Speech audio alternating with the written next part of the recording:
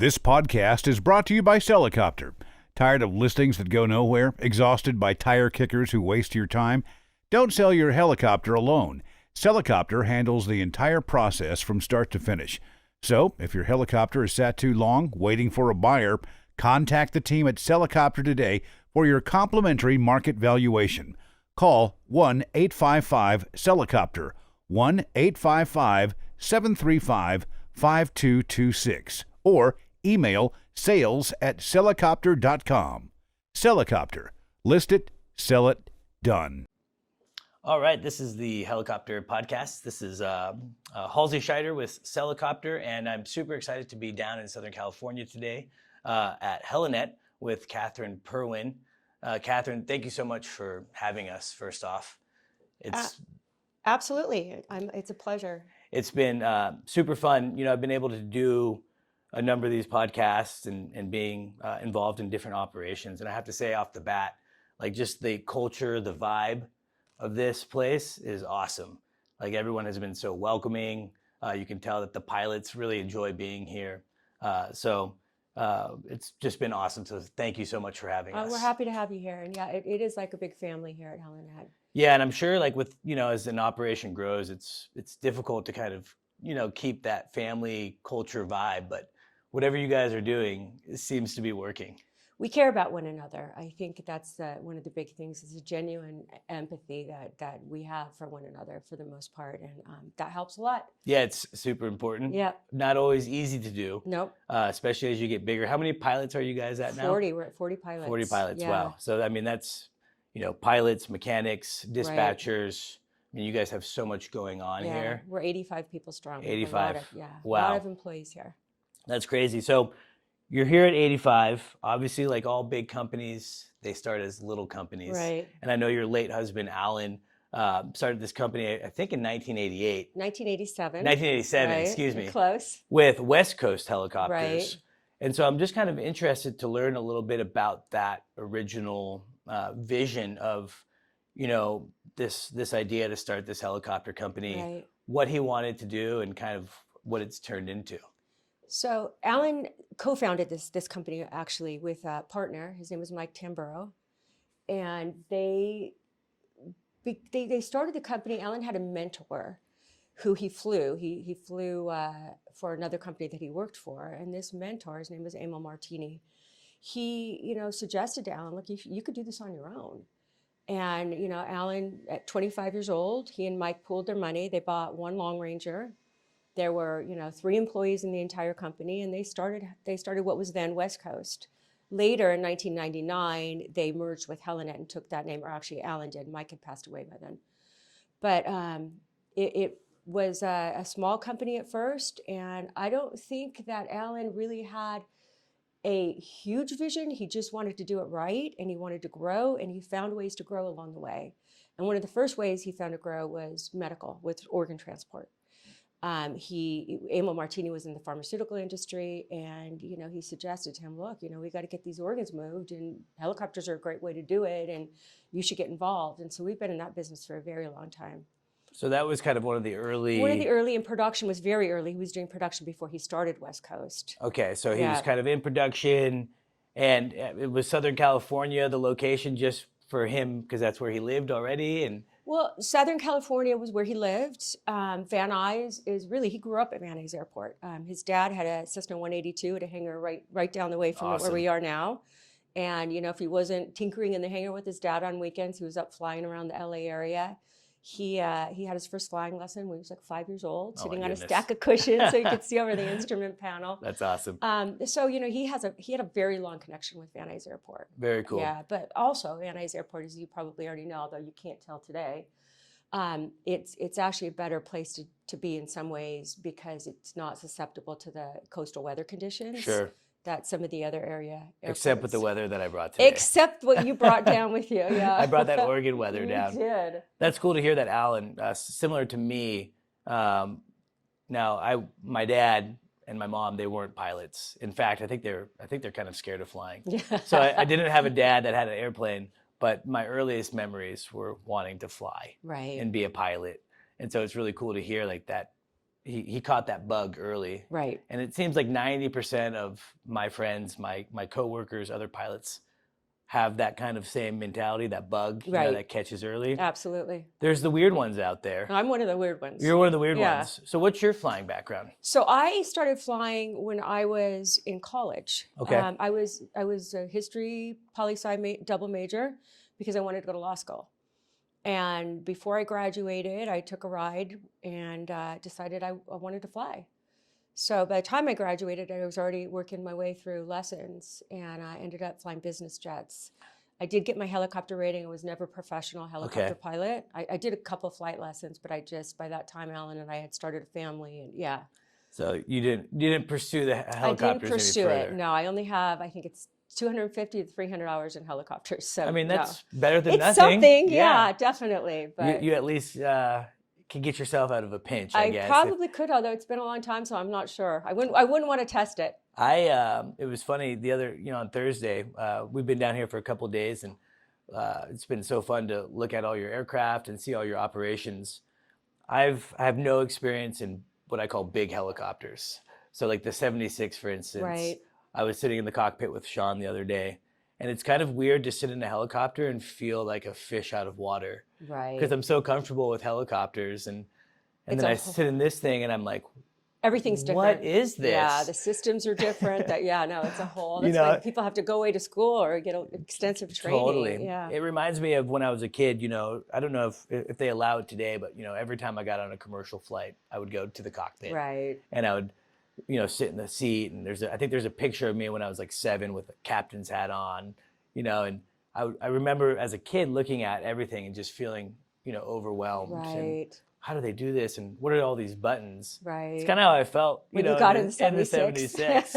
So I'm hoping that weather will cooperate today. I hope so. It sounds like we might get to do a little flying. Fingers in the 76, crossed. so. Yeah, otherwise you're going to have to come back down. Oh, twist my arm. It's been fun to be down here in LA. My wife's family is actually all from LA. Well, there's another reason. So Yeah. we're killing two birds with one There you stone. go. A little work, a little family time. Right. So it's all been really cool. Nice. So Alan, started production. I'm interested to hear, or it's interesting to hear about the organs. I didn't necessarily realize that the organ flight started Yeah. kind of in the beginning. They started in the beginning. News started very early on. Obviously, charter was what they started with. Sure. And then other, we started fire very recently. That was 3 years ago that we started fire. So just different lines of business came up as the opportunities arose. And Alan was very, very entrepreneurial. He had just amazing intuition. Anybody that knew him would tell you that he just sensed things and saw things before most people did.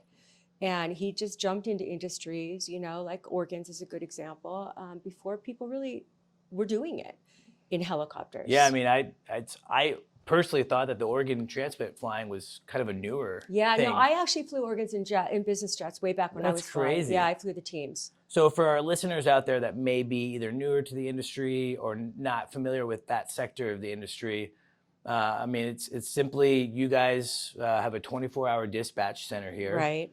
And at any moment, a hospital could call and say, hey, we have this organ from this donor. Yep. And you essentially go and pick that organ up and utilize the helicopter or an airplane Right. to transport that organ. Is that the That general is. sense? We're turnkey. So we have partnerships with Cedars-Sinai, USC, Loma Linda, UCLA, UCSD, UC Riverside, UC San Diego. I said that. And they call us. We make sure we have the car, the jet, and the helicopter or the helicopter. Depending what their needs are, we order their catering, and we just organize the whole flight Wow. from start to finish. And it could be a heart in Arizona, it could be a kidney in Bakersfield. It whatever it is. And usually when there's one aircraft going, there are more because obviously there's more than one organ. Sure.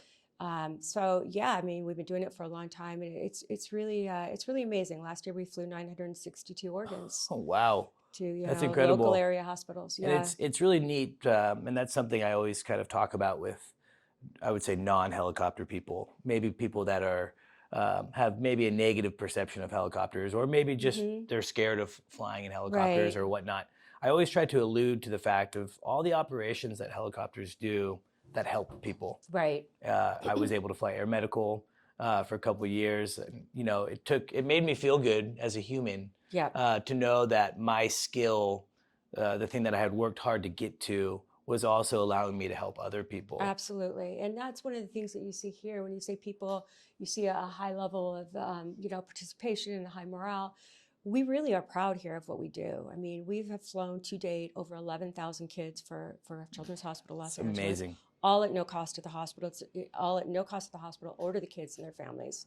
Okay, well, I didn't know that. Yeah, so that's it's amazing. donated from day one, 1999. The head of the program came into Alan and said, we need this, but if we go through, the air medical companies, they may not be available, or they may not pick up because, of insurance issues, or we need somebody that's just ours. We just need our helicopters, but we can't afford it. So at that point, Alan made the decision to provide helicopters, and we've been doing it ever since. Wow. Yeah. And that's obviously you guys are utilizing the 76. Yes, we started with an Augusta. Okay. We started with an Augusta, and it was Cape 109 KP was my Nice. birthday and my initials. Perfect. Yeah, Alan did that, not me. I was going to say, thanks, Alan.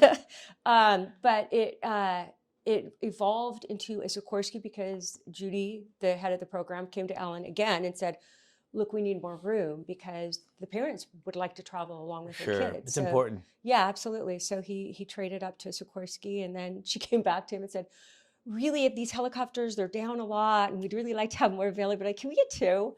So he got them two, and from that point on, we've been providing two helicopters 24/7. That's amazing. 365, yeah. And so that's a fully staffed. Fully staffed around the clock. We Wow. do maintenance, insurance, obviously, all the things that go into operating a helicopter. We do for that program. That's really and amazing. The company takes a great deal of pride in that, as we should. I mean, that's in the air medical field, helping anyone is great, but being able to help children Absolutely. Specifically. Absolutely. And I would imagine for parents too of children that need this service, what a godsend for them. It's really kind of an angel coming down, and Absolutely. being able to provide the necessary care. Well, we're both parents, and I think that's how Alan was looking at it too. I mean, he came home and talked to me about it. It's like it was a no-brainer. Yeah. We had kids. What if something happened to our kid, right? I mean, we can all relate. Of course, yeah. No, it's amazing, and that's really cool that you guys are doing that. So you've been at the helm of Helinet now for, is it 7 years? 7 years. 7 years. 7 years in March. Yeah. Wow. So what has that been like to? I mean, I had a Part 91 R-44 single helicopter operation for a couple of years, and that was overwhelming, to say the least. I can't imagine with 85 employees, 40 pilots, multiple aircraft, multiple mission mindsets. What is that like to be top dog here? It's a lot, and it's not me. It's the team. I have an amazing leadership team, and when I stepped into this role, I knew right off the bat that I wasn't going to be able to fill Alan's shoes. He's got some extraordinary shoes to fill. Sure. I knew that I wasn't going to be able to do that on my own. I knew it would take a team, and that was my first order of business, is to start building that team. I mean, obviously we already had people in place, but we needed a bigger, better, team. And I can say with confidence today that I feel like we have one of the best aviation teams in the helicopter business. So. Yeah, I mean, you guys have an extremely reputable operation, very well known. I'm sure when you took over, there was probably some questions and things of what would happen. Right. And here you are now 7 years later, right. Thriving, growing, and doing things. So congratulations Thank to you. you. I appreciate that. And I think I like that you mentioned that it's a team effort. I think it's sometimes easy as a business owner to maybe feel like you have to wear the weight of everything. Right. And to a degree, you kind of do. Ultimately, it's on you, but yeah, I think it's. But the best leaders surround themselves with the best team. Right. And so that's really cool. And, one of the things that we've talked about in other podcasts, and we've been fortunate to have some really awesome women aviators come on our podcast, right. Specifically on the helicopter side. And from the pilot perspective, the industry is lacking with female representation. It sure is. Now, I was fortunate. My flight instructor, actually, for at least my private, Lisa, female, awesome, loved flying with her, one of the best instructors I ever had. Bet. Some of the best students I've ever had were female students. Right. And I would love for this industry to open up more As to would I. females, because I think that men and women, different mindsets sometimes, Mhm. and I think that a female mindset within aviation is actually a really positive Absolutely. mindset.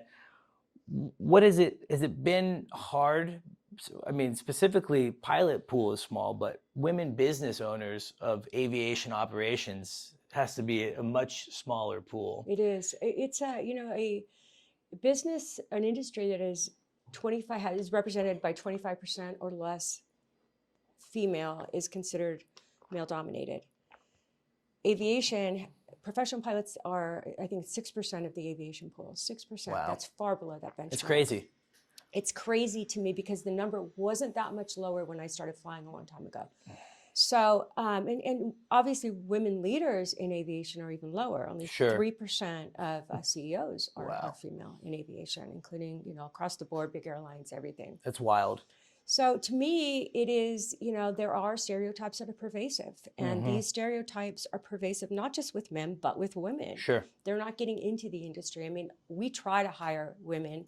We do have, obviously, you've met some of them. We have female pilots, Yep. but they're underrepresented here Totally. because they're not coming in the door, you Yeah. know? So I would love to find a way to change that. There's organizations or to help at least educate young women, If I didn't go up on a friend's airplane when I was in college, I wouldn't have gotten into. It wasn't something that occurred to Sure. me. It's probably challenging, and I can imagine being a business owner, there's probably been a lot of obstacles for you to overcome being female. There have been a lot of obstacles, but here's the way I've always looked at it as a pilot and as a business leader. When I was a pilot, if I would have given up or gotten discouraged every time somebody, showed a lack of confidence in me or underestimated me, I wouldn't be here talking with you Totally. today. And I think what I chose to do, and I think what a lot of women in this business choose to do, is they don't focus on it. It's not an issue. Of course. If you don't let your gender become an issue, it obviously you have to have a thicker skin. Mm-hmm.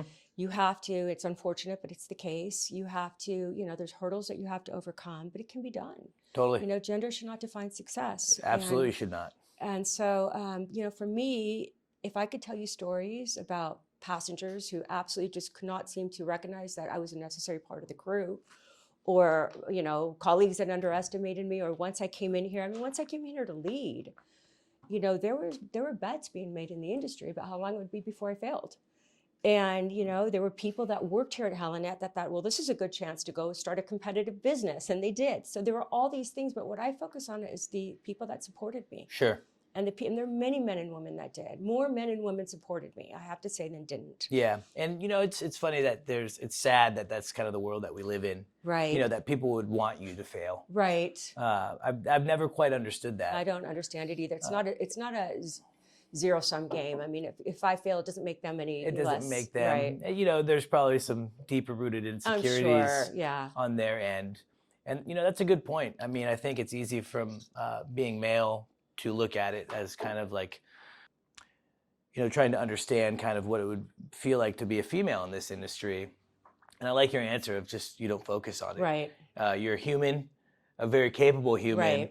Right. Very smart, intelligent human that has a great team, right? And you've been able to continue to thrive. Absolutely. That's awesome. And I think business owners, specifically aviation business owners like you, are hopefully inspiring a new generation of women that want to get into it. I hope so. Hopefully, there's we do have a percentage of female listeners like the industry. I'm sure it's a little bit smaller, right? But, I'm sure being able to hear from someone like you and see what you're doing on this grand scale is probably super motivating and probably really exciting and giving hopefully women and young women specifically this idea that they can do this, right, and they should do this. We need more women in this industry. We definitely do. Absolutely. And I mean, I can't tell you how many companies I've worked at where there's 70 pilots and they're all male. Mm-hmm. And again, it's not necessarily that the company was going out of their way not to hire women. No. There was just not women applying. Absolutely. Or feeling comfortable to come in, whatever the case be. So To our female listeners out there, and hopefully we have a nice little percentage growing. What would be your biggest advice to someone that wants to be a pilot? Someone, a female that maybe wants to be a pilot, but also maybe a business owner within this industry. There's no reason that they shouldn't. There's no reason that they shouldn't. I mean, the reality is they may have to work a little harder. Sure. You know, that's just the way it is. They may need to grow a thick skin. Unfortunately, that's the reality right now. But build a support group. I mean, to me, I have surrounded myself when I was a pilot and now as a business leader with people that believe in me and people Totally. who support me and lift me up. So, you know, you have to focus on those people in your lives and let the naysayers just, you know, don't let them be a distraction. Yeah. They're irrelevant. Let it be a motivation. And let it be a motivation, and it has been for me. That's what I kind of like to do. It's like, you know, Absolutely. if someone thinks that I can't do it, it kind of makes me want to do it even more. 100%. You know, I guess it's kind of that human nature. Uh-huh. Well, I think it's super cool, and I think it's awesome for our industry, and I really hope as time goes on that we can somehow entice women to be more interested in flying helicopters, flying airplanes. I hope so too. I've been lucky in my sales business.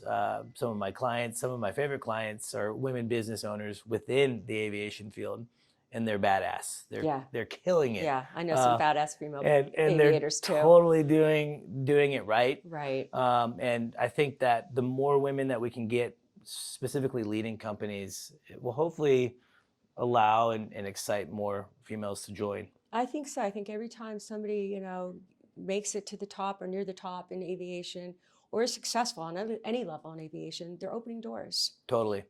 For Now, women. in the industry, you did mention that there's a very small percentage of other women business owners. Do you connect with any of the other aviation specific owners that are female? I don't have a lot of female aviation leader friends, but I have a lot of badass aviator friends that are female. You know, I have one, she's been my friend since we were both in our very early 20s, and she was one of the first combat ready women to fly F-16s. Wow. She's now flying for United. Very cool. First Asian American to fly fighters ever in the country. Crazy. So, and then I have another friend who's I've also since my early 20s, and we're still super tight. And she was the first and maybe the only to this date woman to race in the unlimited air races in Very Reno. cool. Yeah, and won the Wow. runs. Yeah, so these are people that they've never, you know, let anything stand in their way. They just went after what they wanted, and they were very successful, achieved their goals. And those are the people I have in my life still to this day, and they're inspirational to me. I admire them, and I think that they've given me a lot of strength Sure. as I went through my aviation journey. Totally. Yeah, it's good to have your core group. It is, yes. You know, I know for me that I've been fortunate, Sean being one of them, you know, as a mentor. You know, Yes. you can't have enough mentors and positive influence in this industry. Right.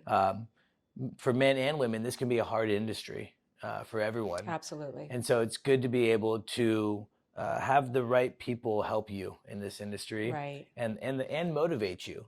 You know, you're seeing, you know, your friends flying F-16s and doing the air race. I mean, Right. that's freaking cool. Yeah, there's nothing you can't do, right? And you know, those are big barriers Right. that they had to obviously overcome to get to that point. Right. And so that's really pretty fun It's fun. It is fun. It It's is fun fun, to watch. yeah. It's inspiring. It's motivating. It's motivating. Yes. Totally. Absolutely. So transitioning a little bit, I'm a business owner. Mhm. Sometimes I don't know if I'm the best business owner. I try to show up every single day. But as you know, owning a business is hard. It's stressful. There's so much going on. Right. What kind of advice would you give anyone that's looking into getting into business for themselves, whether it's aviation or just another field? Yeah. Obviously, you've been doing this now very successfully for a long time. What is something that you would tell someone like me of you know, your best advice of being a good business owner and a leader? I would say, as far as being a leader, if you can't be empathetic, you shouldn't be leading. I really feel like you have to have a genuine connection with your team. Sure. And whether that team's 2 people or 100 people, I think that you have to be able to connect with them and understand what they're going through, like you just said, aviation is a tough business. And as an aviator myself, I'm able to have that empathy. You know, I've lived it. So Yeah. I think that's really important as a leader. It's what we already talked about. Build your team. Yeah. Build your team and trust your team. I mean, we have a 9:30 operation meeting every morning. We've had it for years. And I intentionally started coming in a little later so that I wasn't a part of that meeting because I would get too involved and I need to trust my team to do this stuff. That's really interesting. So, yeah. So you have to put people in your leadership group that you trust. Yeah, it's hard not to micromanage. It is hard not to micromanage. Because, and it's funny that you say that because we have a 9 a.m. meeting every day, 7 now my time, now that I've moved back to Oregon. So it's even earlier. And my team is remote, so we jump on a Zoom call. And something that I just started doing this past 6 months is exactly that, is I don't join every day now. I have an operations manager who's extremely capable, and I'm allowing him to kind of spread his wings a little bit. Right. But it's challenging, because, as a business owner, the buck kind of does stop with you. Right. You're responsible for making the decisions to move the business forward. And it's easy to think and maybe get the mindset of like, it's, my decisions are the best decisions. Right. At least I've personally had that before. Absolutely. It's hard not to fall into that. But then I see my team and they do it. Right. They walk the walk, they talk the talk, and they surprise me every single day. And, again, I think it's important for me and any business owner to be involved. Right. But again, allowing your team to do what they do best and better than you in many cases. Of course, yeah. And to trust that they're going to do it better than you. And I think that, I've had people in my leadership team come to me and say, I got this. You're good. I can handle this. You want to go, not come in for a few days. I could never do that. Of course. I could never do that. So that's the difference is I do have to be involved on some level.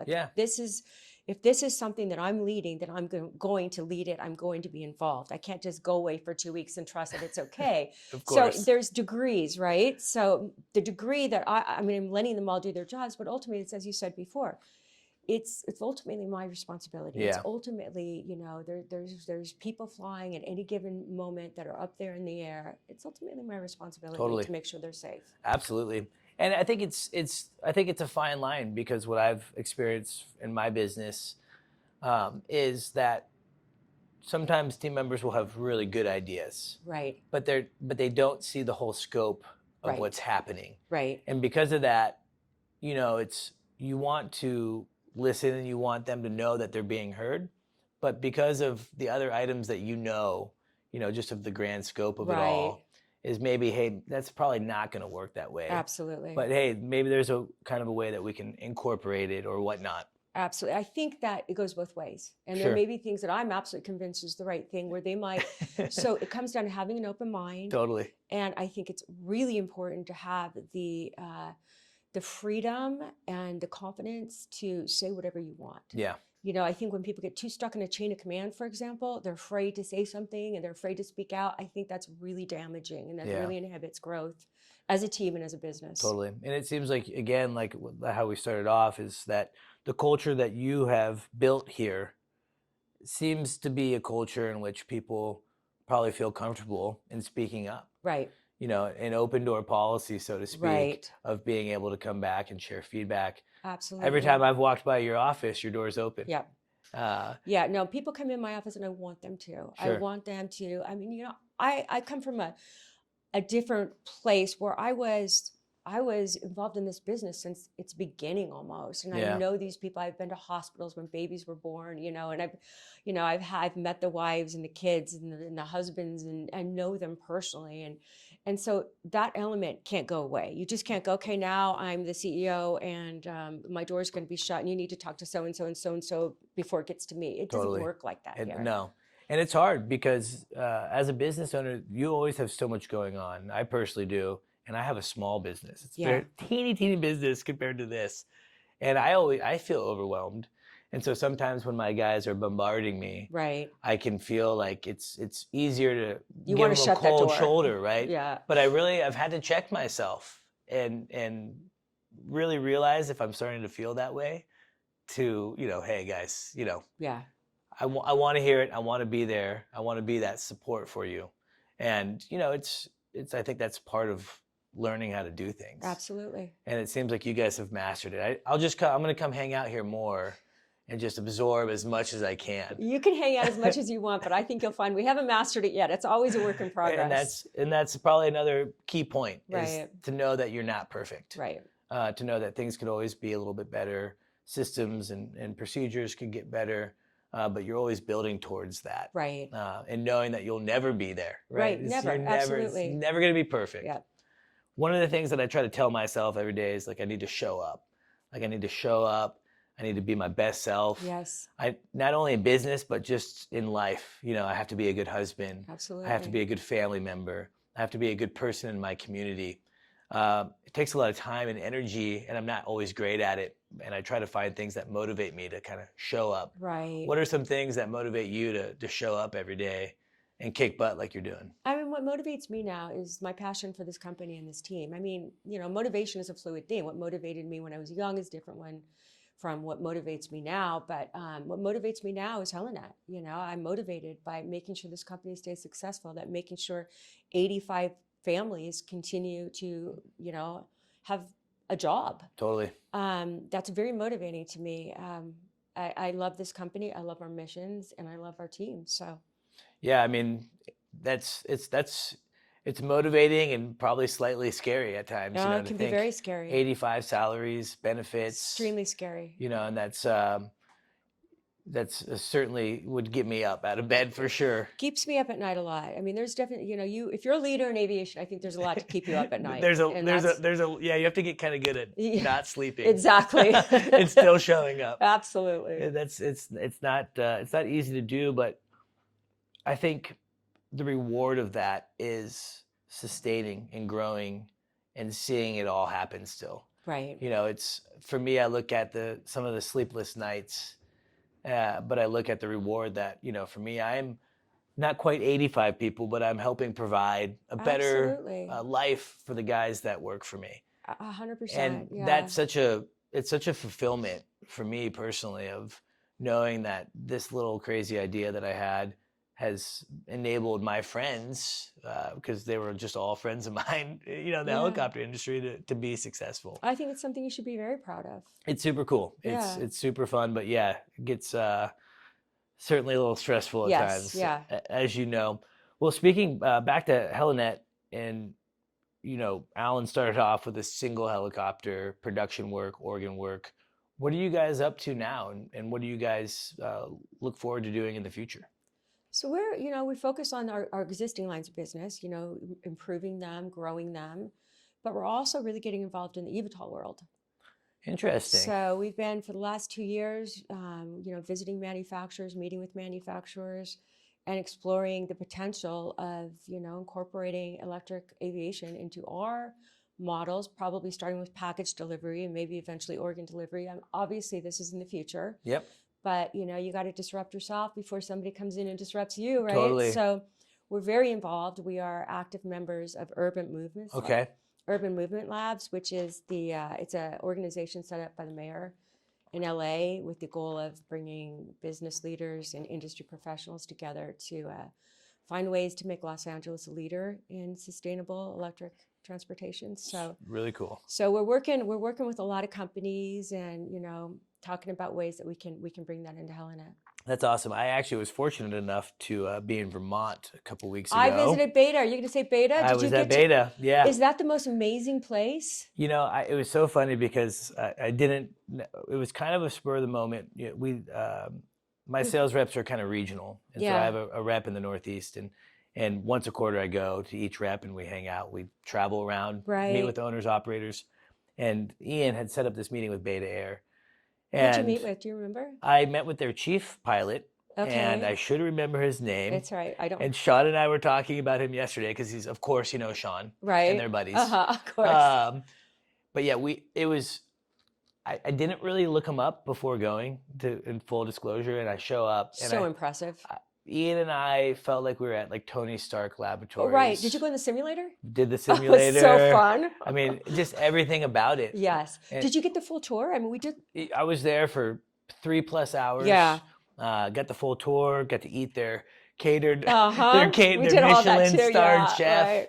Right. And that was cool because not only was it inspiring to see which way and where the industry is going, slightly scary for me because it's like, oh my goodness, like I got to wrap my head around all this. I think helicopters will be around for a long time. I hope think so. It's going to be an evolution. I think so. But man, seeing what they've done in the relative short amount of time that they've done it. It's remarkable. And hearing the backstory on kind of Kyle. Yeah, and how it all kind of, exactly. How it all, well, that Kyle is brilliant. Like professional hockey player, Harvard, yeah. Like, I just wanted to like bow down right. To this guy. It was like, but to hear kind of Oregon specific on, how that impacted, I think one of the gals that is, a player within that business. Martine, she's also another person that's super impressive. I mean, and the combination of Beta and what she's doing, the work she's doing, it's pretty extraordinary. Yeah, and it's cool. I mean, the concepts that they have, and I'm not sure when you visited if they had like their kind of air medical base set up that they're. They did not. Oh, you mean the one outside? The one outside. Yes, they did. Like that's the incredible. whole pad and the whole I mean, they have it really well thought out. It's a completely self-sufficient. No, the whole thing. We went through the hangar where they're building more. I don't know if you saw that. I didn't get to go to the extra production hangar. It's really wild. I mean, they are a top-notch team of just incredibly genius people. I mean, we went through the battery section. It's the ex-Tesla. They stole a Tesla guy away, and. Yeah, they all are just top of their game. So it's really fun to watch, and it's interesting. It's fascinating. It's really cool. And yeah, Ian and I both got to step in the sim. I failed. You failed? Failed big time. Yeah. I did pretty good. It felt way different. Mm-hmm. It's not. It doesn't fly. It doesn't feel like a helicopter. Plus, it's been a while, but it doesn't feel what I remember a helicopter. Feeling like. But that's cool, and that's interesting. I didn't realize that you guys were also kind of looking at that space, and it makes sense, right? Because they're when we were there, they're talking a lot about package delivery, right? Organ delivery. Yeah, they're working with UPS. UPS is a contract that they've secured, and but yeah, I mean that if you work there, you get flight training, and they're all learning to fly. I asked the question, well, how many people are taking advantage of this? He said, I think everyone except one person. Yeah. That's one of the. They have, I think, 15 CFIs on staff. They have a whole flight school down there. It's crazy, and they're nice aircraft, and they're beautiful. There's so many toys in that hangar. Yeah, I'm doing my commercial add-on right now, and I'm going to a reputable school, right? But they're flight school airplanes. Just get a job at Beta for a couple of years. Yeah. So it's like the helicopter or the airplanes and helicopters up at Beta that they're getting to learn Amazing. in. Like beautiful. I know. I couldn't believe it, and I had no idea. I walk in there, I'm like, well, I see like you have that cool like Avatar machine in the back, their eVTOL. What are all these other aircraft for? Oh, those are for the employees to learn. And I was like, that's amazing. It's pretty amazing. I did get a kick out of the DHL A-Star that you guys have. I've never seen that. What is that? That's literally package delivery. It's package delivery, 4 days a week. We pick up at LAX and drop in downtown. Yeah. Really? Yeah. Just gets them their packages earlier. Yeah. That's so cool. Yeah. Yeah. I've been in the business for a long time, but I've never seen a DHL A-Star. Yeah. We have extra doors for that. So if we're flying somebody around, we can take the DHL door off. That makes sense. Kind of a multi-purpose right, aircraft. Exactly. We don't often use it for anything else, but. So, exciting things in the future. You guys are currently operate at least two, what I'm seeing, 2 E&G ships, a third one as a backup. So yes, 3. We're contractually obligated to provide 3 to ABC. Okay. Right, yeah. So that's a very busy operation. Right, yep. Obviously, LA, big news market. Yeah, and ABC is the biggest in the market, so it's a lot of flying. Yeah, that's cool. And our photographer got to go up yesterday, actually. Oh, good. And kind of experience the. Oh, that's great. Was Rob on board or Marcel? It was, I think Dan is the pilot, okay, right? As far as, was there another photographer on board? And there was a photographer, okay. and I want to say his name was Chad? Oh, Chad, yeah. Yeah, absolutely. So, well, they're all good. I sometimes try to be good at names, yeah. but I've met so many people We this have a last lot of few people days. here, yeah. Yeah, no, the E&G mission's cool. I flew E&G in San Antonio, and that was it got easier, but at first it was kind of overwhelming. It's crazy. I can't imagine flying E&G in LA. It almost seems borderline terrifying to me. It is probably the hardest mission we have. I mean, you're in the air. Let's say you're covering a car chase. You got LAPD helicopters in the air. You got other news helicopters in the air. You're talking to your camera operator. You're talking to the station. You're talking to the traffic around you. It's just, you have to. I always said when I was flying helicopters for the short time that was something that I could never do. In this area, would be and you have to know the challenging. airspace really well. Yeah. Yes. And Sean was telling me it's not. I mean, I think Dan, who was flying Kirsten yesterday, I mean, he has a really impressive background. He has a super impressive background. That guy. I mean, we have a lot of former law enforcement pilots, and that's cool. Yeah, and a lot of them have flown in this area, and nothing phases them. Yeah, Sean was telling me, the news can say, "Hey, go to 11th and this street." Exactly. They can go right there. Yeah, I mean, it's one of the big things when we hire into E&G is like, how long have you flown in the LA basin? Sure. I mean, it's tough to train that. I almost feel like it would have to be kind of a mandatory absolutely, because the prerequisite. pressure is there too. You don't want people to feel any more pressure than they have to. Totally. Right. So. And one of the things before we finish up, I'm interested to hear kind of about the firefighting. So you said that's a newer mission for y'all? It's a newer mission. We brought it on 3 years ago, and it's worked out well. We partner with a company called Brown Helicopters. Very familiar. So Karen Brown and I have become very good friends since we started the relationship. But it's great. They provide the helicopters. We take care of all the operations. And last year we logged 600 hours with CAL FIRE and U.S. Forest Service. That's awesome. In California and the Western United States, we're busy. Yeah. Yeah, I mean, and it's again talk about helicopters doing good things. Yes, absolutely. It's an amazing tool for firefighting. Absolutely. And it seems like whatever's happening this last few years, I mean, it seems like everything's on fire. Everything's all on fire, the time. Unfortunately, yeah. It used to be you had a short fire season. It feels like fire season just keeps growing and growing. Getting longer and longer. It's very tragic, but it's nice to be on the side that's helping to combat that. Yeah, it's awesome. Up in Oregon, where I'm at, Central Oregon, beautiful, love it. Summers can be a little weird. Yeah. You get these long weeks where you're kind of smoked in.